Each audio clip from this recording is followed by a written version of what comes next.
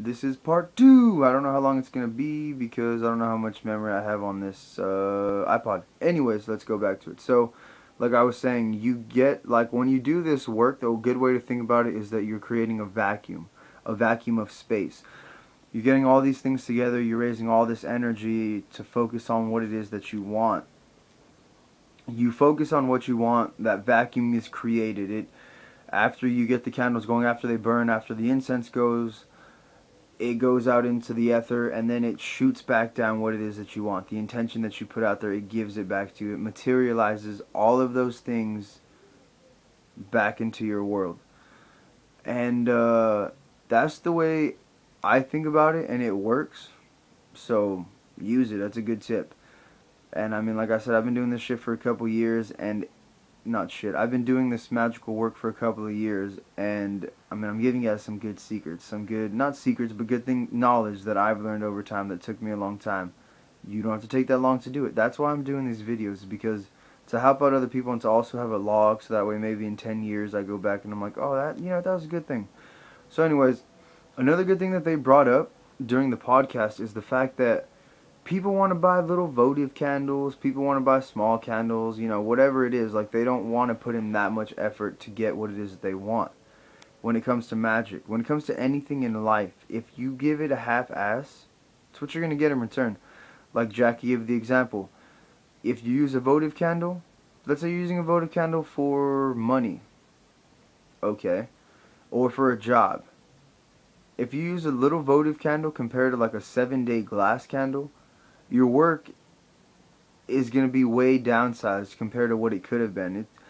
You get a votive for money, you're going to get $5, as opposed to maybe you need a bigger amount of money. Use a 7-day candle and you pray on that thing every day, you're going to get way more money, because it's just the way it works. The effort and the energy you put into the work, input equals output, which I got from a book called Sigil Magic by Philip Cooper.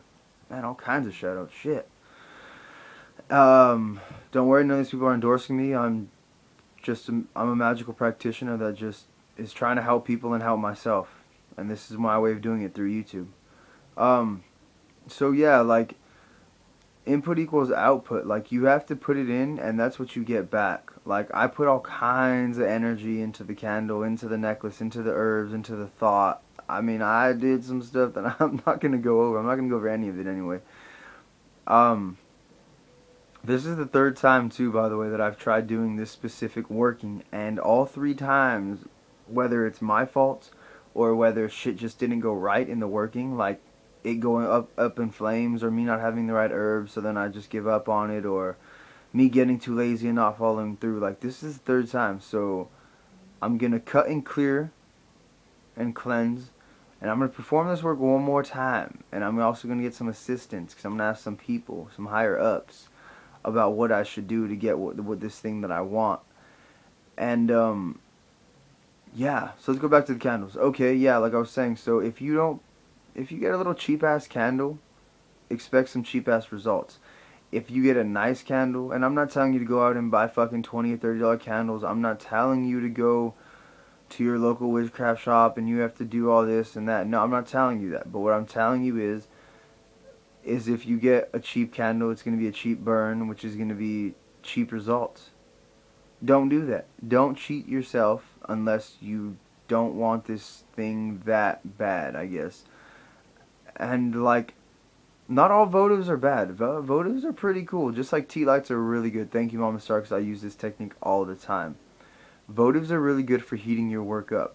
Let's say that you have a petition, you have some herbs, you have some things that you really need really quick.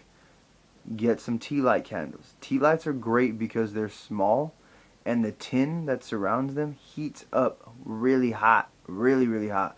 So what that does is physically it heats the paper. And so spiritually, and like attracts like, it's going to heat it up physically, so it's going to get the work going quick, fast, hot, spiritually. It works. It works really well. I did a working for a healing on someone, and I'm not even kidding. They were in a bad car crash. I'm not going to name any names because I don't do that. They were in a really bad car crash where they were in the hospital, and they didn't wake up for a couple of days.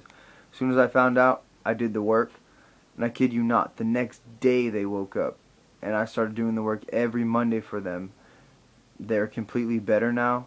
They're healthy. I gave them the work to complete it so that way they could continue to be healthy. It's great. It's going good.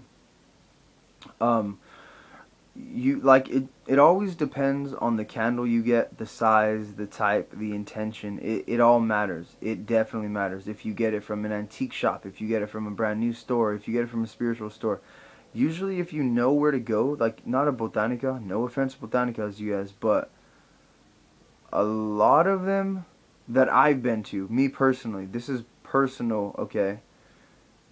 They buy them from like wholesale places. They don't pour their own candles. That's why I like going to witchcraft shops, because they pour their own candles. Usually, like for me where I go, the owner of the shops that I go to in Santa Cruz do their own candles, do it around the right time, the phase of the moon. They do their shit, so you pretty much all you gotta do is put your intention into it, really focus on it, pray over it, light the candle, and let it do its thing, knowing and having faith that it's gonna work, because it's gonna work.